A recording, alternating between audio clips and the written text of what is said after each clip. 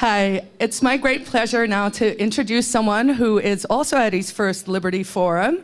He and his son, Alexander, hi Alexander, came up from Massachusetts, Taxachusetts, as we like to call it up here.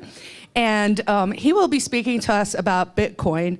Bruce is the founder and president of Atlantic Financial, a mortgage company with corporate and individual clients across America.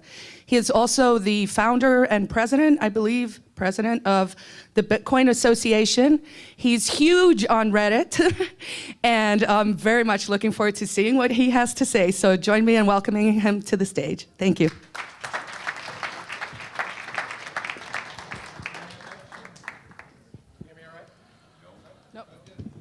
Mike? Testing. Whoa. That might do it. There you go. Now it's a little too loud. Hi, everybody. Thanks for having me. My name is Bruce Fenton.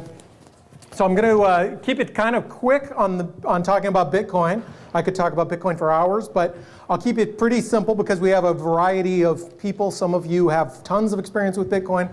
Some have very little, so we'll keep it open for plenty of questions so you can be thinking about what your questions are. So I'll just talk a little bit about what Bitcoin is, what I think about it, and I'll talk a little bit about regulation because I think that's something that's important. It's in the news right now. Regulator Ben Losky, Superintendent of Financial Services from New York, is on Reddit right now as we speak, doing an Ask Me Anything session. So I had a couple questions for him just a minute ago. And so it's something that's in the news a lot right now. So I'll talk a little bit about regulation and my thoughts coming from a regulated industry and also as a big Bitcoin proponent. And then we'll open it for questions. So basically, Bitcoin, in my opinion, is one of the most significant inventions in modern human history. It's something that certainly since the internet, I think we've seen maybe nothing or almost nothing that is this important. And even in the course of human history, we've seen very few things that are as important as this invention. Now you notice I call it an invention. A lot of times people refer to Bitcoin as a currency or a method of money transfer, and it is. Bitcoin is a method of transferring money, it is a currency. But before that, and more importantly than that, it is an invention. The first application of it is this currency. So what Bitcoin, the invention is a new thing that has never been done before, until 5 years ago when Bitcoin was created. Never before in human history has it been possible to transfer something of value like currency or anything else to another party with absolute certainty without having a trusted third party. So that's a new thing, and it's a different thing that we haven't had before in the past. And Bitcoin solves an age-old problem of how do you have reduce the need or eliminate the need for a trusted third party. It's so ingrained in our consciousness. It's so ingrained in who we've been for hundreds of years. Humans have had this kind of feeling that we needed these trusted third parties. Central banks, regular banks, almost any industry, there's huge and powerful trusted third parties. But if I were to ask you, if I say, now some of you may not have bank accounts, but hundreds of millions of people do. If I say, why do you have money at your bank? Why would you trust your money to someone else? Why would you trust your money to a bank where the bank could go under, they could have fraud, they could have all kinds of issues, any number of 50 different state and local agencies could seize that money. No matter how much your banker loves you, if they get a letter from a government agency saying seize the money, it's seized, even if it's a mistaken identity. So why would you do it? Why would you trust a bank? Well, for 1,000 years or so, the answer has been, well, we have to. We have to because otherwise nobody will know we really have the money. When email started becoming popular 20 years ago, clearly it was a superior advancement over paper mail that was hand-delivered. If I said, well, why? Okay, great, we have this new thing. I used to have to mail you checks in the mail. Now I could just email you, right? Say, dear Fred, here's $1,000, and I email it to you. Well, why wouldn't that work? Why couldn't I just email you a note that says, here's $1,000? Why not? Two reasons. One, there's no consensus about saying, how do you know I really have that $1,000? Now, you may trust me, but nobody else will. You can't print that email out and bring it to someone and say, here's the $1,000 from Bruce. He's a really great guy. I trust him. So you need, one problem is knowing that I really have it. The second problem, having anyone else be able to accept that.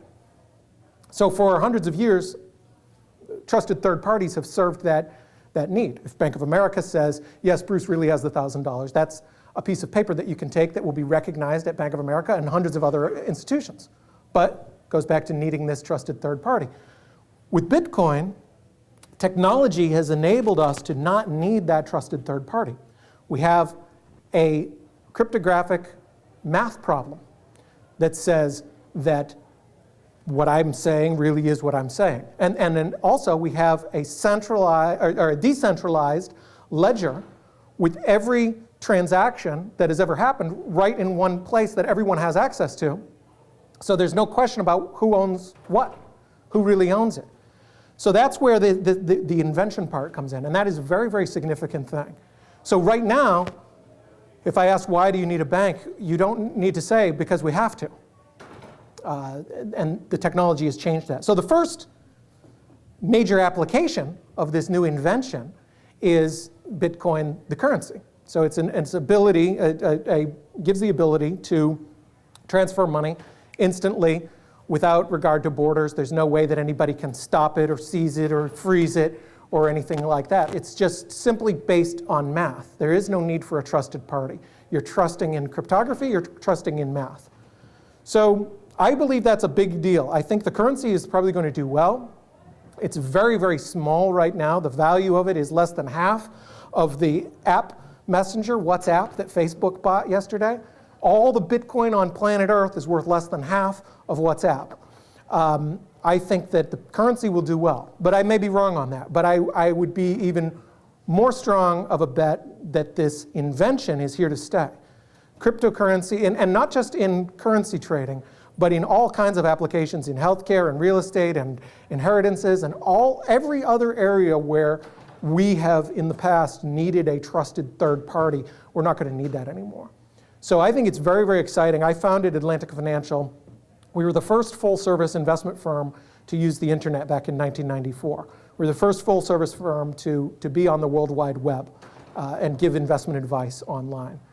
And so I've seen this before. I've seen this kind of fast change, and I'm excited to go to meetings. I was at a meeting at MIT and going to events like this to see this excitement and buzz that I haven't seen in 20 years, but I saw it before with the internet, and I see that now. There are so many exciting entrepreneurs and individuals going out making new inventions on top of this Bitcoin technology that's still so early stage.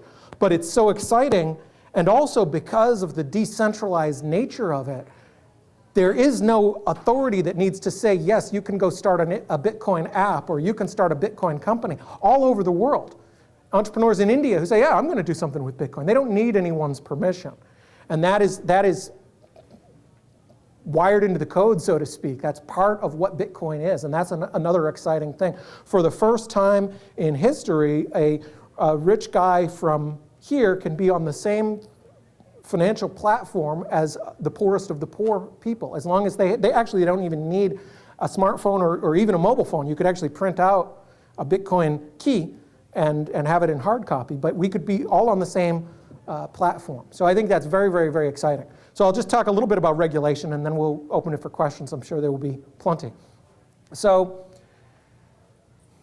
for 22 years, I've been a regulated financial professional. And within the Bitcoin community, there's a debate a little bit on both sides about how much regulation should we have or not have. I can guess where we are in this room. There are colleagues that I have in the Bitcoin space who are well-meaning people, but they come from media or technology or app development or something like that, and they have no earthly clue what they are getting into when they ask for more regulation. When they go in front of regulators like Mr. Losky in New York and say, we want regulation, I don't think they really mean that. I think what they really mean is we want clarity to make sure that you don't come and handcuff us, cage us, and take our stuff for something that we're doing with math. I think that's what they really mean. But when they invite regulators into our business, I don't think they really grasp what that really means. And as somebody who's been regulated, I was a FINRA general securities principal for many years. I was a member of FINRA, the major financial regulator, for 18 years or so. And like about 40,000 people a year, I resigned from FINRA because it's just not worth the hassle. Every single email you make is read. Every public appearance like this has to be pre-approved.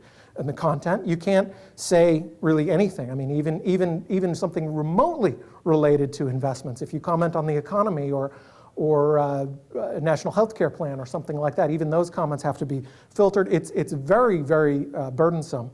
And so about 40,000 people a year say they don't want to be FINRA members anymore, and they go to a different regulatory structure, like a registered investment advisor or something like that. But having come from that environment, I've seen the pain that this can cause. And there's a reason that we don't see Facebooks and Yahoos and Googles coming out of the financial space. When's the last great, amazing startup, the last Zuckerberg who started a bank? Why not? Because it's impossible. That's why. The founder of WordPress, a young genius, wrote a blog post a couple of years ago about how he would make a new bank. He can't do that because it is so heavily regulated that it's stacked in favor of the major players who have billions of dollars that they spend on compliance. So the regulation is a very, very dangerous thing, especially for something that's so exciting when we need so many more jobs. It seems that a lot more Americans are concerned about jobs than they are concerned about the evils of money laundering or whatever excuse regulators will use for regulating this exciting and fast-growing technology. So I hope that the regulators will not be too overwhelming with it, but it's an exciting space either way, and really, unfortunately for America, if we have a hard line in this country against Bitcoin, it's just going to be someone else's opportunity. When I started in the investment business, 70% of the global market cap of all publicly traded companies were in America. Today it's 25% and falling, partly because we are not business friendly anymore. We're not a capitalist country anymore. People call it, I read about capitalism when I was learning economics, and nowhere in there did it say anything about trillion-dollar bailouts for companies that made foolish decisions or any of these other things. We're not capitalist. So we're losing opportunity. We see, I travel about half of the year I'm overseas, and I see exciting and incredible opportunity with jobs and new innovation, and it's our game to lose. So hopefully, we still do have a lot of innovation here. We still have it ingrained in our personalities that we are innovative, and hopefully we'll be able to come out of this and have at least somewhat reasonable regulatory environment, and this will thrive, and I think it will create a lot of jobs either way, and it's a very exciting space. So I'll go ahead and open it for questions. I'm sure there's a lot of questions about, let's see. Yes? We have mics. Here's a mic. You mentioned some buyout that just happened as an estimate of the value of Bitcoin. How many Bitcoins are there? And I heard the other day that one Bitcoin is worth like $600. Mm-hmm. So do you have bit cents? Yes. Oh, okay, good. Sort of. So they're not called bit cents, but how many Bitcoins are there? That's a great question. Right now, I think there's about 10 million or so. The final number of all Bitcoins is capped at 21 million. So this is a key difference. On the currency side, this is a key difference from every other currency, including the United States, where the Fed can just keep printing and printing and printing new money. They can't do that with Bitcoin. It is a hard cap of 21 million Bitcoins. That's all that there ever will be. So the second part of your question, yes, Bitcoin is around $600 or so per Bitcoin today. And the comparison with this app that, so the total value of all the Bitcoins is less than $10 billion, which is very tiny. That's kind of an average-sized publicly traded company. Yes? Yeah, well, they will be mined. The way Bitcoins are released into the system is through this mathematical algorithm where you mine it basically by solving a complex computer problem. Very, very, very complex. You used to be able to do it on your desktop. Now it's virtually impossible to do. So because there's money involved in it, people are spending nearly $1 billion on advanced servers and things like that to solve this math problem. It's basically, the reason the math was designed, it was designed to be a fair way to distribute this. It's a proof of work, basically. You're proving that you've done something to deserve these coins. And in these today, it requires heavy-duty software and hardware in order to get those coins. And also, what the miners are doing when they're doing this, they're verifying this transaction. So when I mentioned this decentralized ledger, every single transaction ever done in Bitcoin is on a decentralized list called the blockchain. There's people here from the company blockchain, which is a service. They do a couple things. They have a wallet where you could store your Bitcoins. They also have a service where you can go ahead and put in any Bitcoin address and see if it has any money or what money has flown in or out. You don't know who owns that. There's no name attached to it. You don't need a social security number. Anybody here who has a Bitcoin address, I can take my phone, I can send you Bitcoin. I don't need to check your ID or anything. All you need is the math. So that's how the Bitcoin are released. So there's, like I said, about 10 million or so. There will be a total of 21 million. There's new Bitcoin released every 10 minutes or so, about 50 Bitcoin. And the value is also infinitely, actually divisible to the 8th decimal point. Theoretically, they could make it infinitely divisible if they needed to. But if you go out to the 8th decimal point, that tiniest unit is called a Satoshi, which today is worth way, way less than a penny. If each Bitcoin was worth around $1 million or so, then it would be about a penny.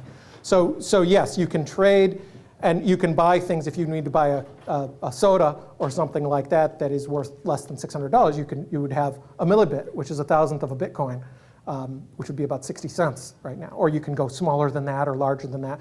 It's completely divisible, and merchants who take Bitcoin will adjust the price based on what the price of Bitcoin is relative to dollars or whatever they trade in, and then you make a purchase with your phone or whatever method you want.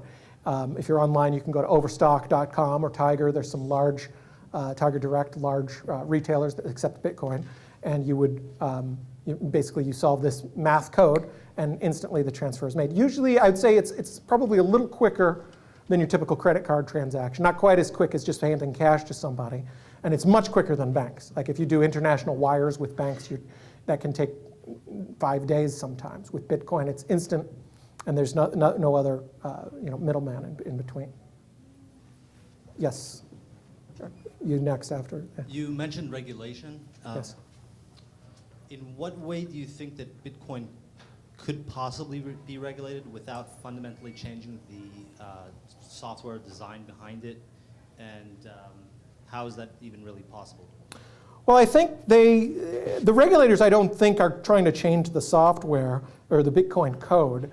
And I don't think they would have luck with that, because I'm sure that the Bitcoin Foundation would probably not be disposed to do something like that. So really the regulation and Bitcoin is also an international thing. So all regulators can do in any country is make restrictions on what you can do with Bitcoin. Can you have a Bitcoin exchange where you accept dollars or another currency for Bitcoin? Can you trade Bitcoin? Can you accept Bitcoin in your business? And the U.S. has been better than many countries. We're kind of on the, if you had green, yellow, and red, we're in the green list. China is sort of almost red. This is the same country that banned Facebook and YouTube. So we wouldn't want to be in the same regulatory environment as China. But yeah, I think as far as what kind of regulations would work, I mean, even the most anti-government among us feel there are, some of us anyway, feel there are some legitimate roles for government in our current situation that we're in now. Maybe that will change over time. But something like the fact that Bitcoin owners who have been victims of fraud or theft have a hard time getting law enforcement to take those crimes seriously. Even if it's $100,000 worth of Bitcoin stolen, the police show up and say, I don't really understand this, and they don't want to bother with it. Also, something like the existing laws about computer hacking, those kind of things. So I would hope regulators kind of feel like they have to regulate. To a hammer, all problems look like a nail. So I'm hoping that if they must do it, at least they would focus on things like property rights and maybe security of the blockchain. It is a significant issue if a a government, for example, tried to attack the security of all Bitcoin. So I would hope that the regulators, if they must regulate, that's the kind of thing they would focus on. Yes? There's recent news. In the recent news, Mt. Gox comes up, and when I think of Bitcoin regulation, although Mt. Gox is great as one of the first exchanges where you could convert dollars to Bitcoins, for those who didn't know, but they've had a history of problems on their exchange and not maybe being as responsible as they could be, as and especially now they're not letting people take out their Bitcoins out of the account, and it might be because they don't have them and that kind of thing. And then that stirs up regulators. We need to regulate these exchanges. And do you have any comments or thoughts about that kind of condition? And Sure. Yeah, so Mt. Gox was the first Bitcoin exchange. And because they were first, actually, it's sort of one of their curses now. They didn't get venture funding and staff up with people with lots of experience. No one could have envisioned that. The site was originally designed to trade Magic the Gathering cards. It's a trading game, almost like Dungeons and Dragons. And they said, hey, let's trade Bitcoin. Bitcoin were worth like a penny or something.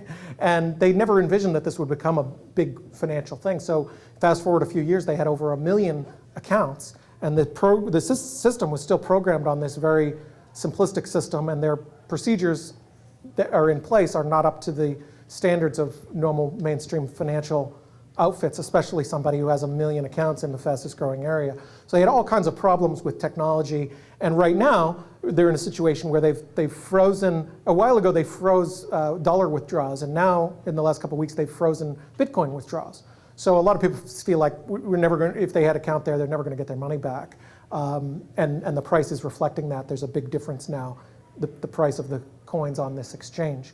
So a couple things. One you didn't ask about, but it's worth pointing out. This is not a fundamental Bitcoin problem. It's a fundamental problem of another trusted third party. And some people kind of think it's ironic. The point of Bitcoin is to avoid trusted third parties. So if you have your own Bitcoin in your own wallet, you have total control of it. In this case, because of the limitations on old money systems, like being able to get dollars into something and buy Bitcoin, we had this need to have trusted third parties. So that can be a problem. So right now, yes, it is a weakness point, and there is a lot of people using Mt. Gox as an example to say, hey, look what can happen. Maybe these people are going to end up losing their Bitcoin, and that has happened with other exchanges who've gone under.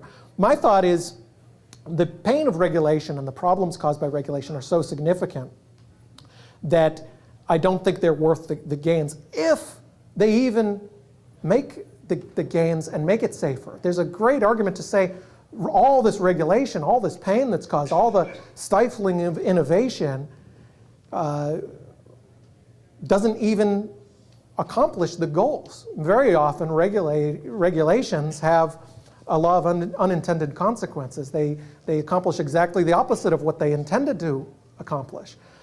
Bernie Madoff was not stopped by regulations. In fact, and they don't like people to remember this, they like you to think of Bernie Madoff as Bernie Madoff the fraudster. What they don't like you to remember is that Bernie Madoff was the chairman of the regulatory body. That's a little fact that is conveniently deleted from his bios. Bernie Madoff was the chairman of the NASD when the NASD, prior to being called FINRA, was separate from the exchange. It was one organization. It later separated. And he was the chairman. And he had a 17-page tip that was given to him by an accountant. If you ever read it online, this isn't just somebody who wrote an anonymous note, gee, I think this guy might be doing fraud. This guy wrote and said, I know he's doing fraud. Here's why I know he's doing fraud. I even checked with the traders at the trading firms that proved that he didn't. Here's their phone numbers. And the SEC still ignored it. Regulation is done by lazy regulators who are too lazy to do their job and enforce crimes. That's what happens with regulation. They're too lazy. It's easier to make all of the law-abiding people follow new regulations. But 10 new pages on a prospectus doesn't stop a Bernie Madoff who makes an entirely fake prospectus. It only burdens the other people who, this email that I mentioned, if you're a FINRA member, every email you write is monitored. How many fraudsters does that stop? Do you think Bernie Madoff is going to be stopped by that? No, he's going to go to Gmail. He's going to get guaranteed investments.gmail, whatever. He's not going to tell the regulators about it. It burdens the honest people. That's the problem with regulations. The Bernie Madoffs of the world don't pay attention. So the challenge with and I don't want to put Gox in the category of Bernie Madoff. Let's give them the benefit of the doubt. They say they still have these coins, and it's a technical problem. But regulation, I don't think even would prevent a situation like that. But we know for sure that there's massive amount of billions and billions of dollars and hundreds of thousands of man hours wasted and inefficiencies and ideas that never even happened because of regulation. So even if it could prevent it, I don't think it's worth it. But I don't think it does prevent it. I think it doesn't do any good. So I would say let the free markets decide. Let people decide. They can go to and say, I'm going to open an account at this Bitcoin exchange. I want to see that they're backed by Lloyd's of London, or I want to see that they prove every month how many Bitcoins they really have, or any number of different things that the free market can do, where people can have that power to say, I can choose or not choose to work with this. And that's the other thing with regulation. You have existing laws. Fraud is already against the law. Theft is already against the law. You don't need new regulations for these things. You can enforce them under existing regulations. Yes, right back here. You in the dark. Okay, you're next. Promise. Go ahead. What would you say to the people who allege that Bitcoin is just a Ponzi scheme?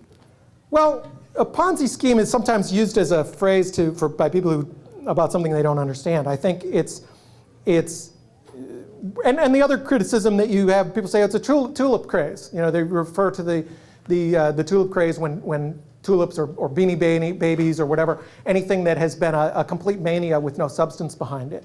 And I think a couple things to point out. One is the total decentralized nature, and the other thing is that it is this new invention. So you wouldn't typically have a Ponzi scheme that invents something new. And it's undebatable. There's no question that this invention of the blockchain and this decentralized ability to eliminate trusted third parties, that's a new thing, and it's a big deal. So that, I think, separates it from, quite a bit from, a Ponzi scheme. And also, who would the Ponzi be? I suppose because the creator of Bitcoin is anonymous, no one knows which person or people created Bitcoin. And this person or people was an early miner, and they have a lot of coins. I would think if it was a con game, that it would be pretty unusual for them to create this absolutely brilliant and disruptive, transformative invention, number one. And then number two, not cash in. They could have cashed in many times by now. So I think it's worth looking at these kind of things, but it's worth thinking about it objectively and from the angle of it being a new invention. And I think that separates it from other things in history that have been a real quick flash kind of thing. Yes, you had your hand up before in the dark shirt, right in front of the person no, right behind you. You didn't? Okay, go ahead. Okay. How do you see digital currency competition playing a role in the market with Bitcoin? Do you see a role for multiple currencies? Do you see a role, does there have to be one kingpin? Yeah, that's a great question. So the question is, how do I see other currencies? Now, this Bitcoin is open source public code. Anybody can download it. It's pretty easy to create your own new coin. And people have done that. Some people did it as a joke. Some people tried to make it slightly better. Some people tried to enrich themselves. They say, okay, I'm going to create a new coin, and they'll own 10% before it even starts, and let's release the rest of the public so that they could be rich. And many of those have failed. There are a couple, like Litecoin has a couple small advantages over Bitcoin, and they have brilliant marketing. The creator, Charlie Lee, had an ingenious slogan. He said, "This is silver to your Bitcoin gold." So he wanted to be kind of seen as the second player. There's Dogecoin or Dogecoin, which started as a complete joke. Basically, the mascot is a dog. But they've had so much fun doing it that it's actually attracted a pretty big community. And there's all kinds of these other coins. There was even a Hobbit coin, and there's probably about 20 sort of major ones, and then a bunch of others like the Hobbit coin that are not even on the radar. Some people in the Bitcoin community think it's a negative. I don't think it's a negative. I say let them do it. Let free markets go. I think that because Bitcoin has this kind of much larger first mover advantage, it's way more than, worth more than all of the others combined by many-fold. I think that it's here to stay, and that would be the main standard. There may be room for others. And also, the one thing that I encourage about these other currencies, some of them do try and do something different. And we can all learn from that. The regular code of Bitcoin can be adapted if somebody learns something. And maybe somebody will create some new coin which has an advantage that we haven't thought of before. There are people working on coins that hide the transaction record. So although Bitcoin, nobody knows if you own Bitcoin or not, they can still tell where a Bitcoin has gone. There are other coins that erase that. So that could be an advantage. So yeah, I'm in favor of them. I think if this works, I think Bitcoin is going to be the big leader going forward. But more power to them. So basically, I think I'd encourage you, if you and it's tricky with this crowd because I know there some of you know a ton about Bitcoin and some of you don't know anything about Bitcoin. So hopefully it was kind of useful for both of you. I would encourage you if you either way get more involved in it. If you haven't done so already, spend an hour or two, learn what you can about Bitcoin. There's all kinds of great videos and tutorials and websites and things like that online. I really think it's an exciting thing that's going to change the world. It's going to decrease the power of centralized authorities like central banks, and that's great for freedom, and it's great for liberty, and great for all of us. So thank you very much for your time. Oh, one more thing. Free membership to the Bitcoin Association to anybody who'd like it. My son Alexander has the cards. He'll give you a free membership card that you can use the coupon code. So thank you very much. I appreciate it.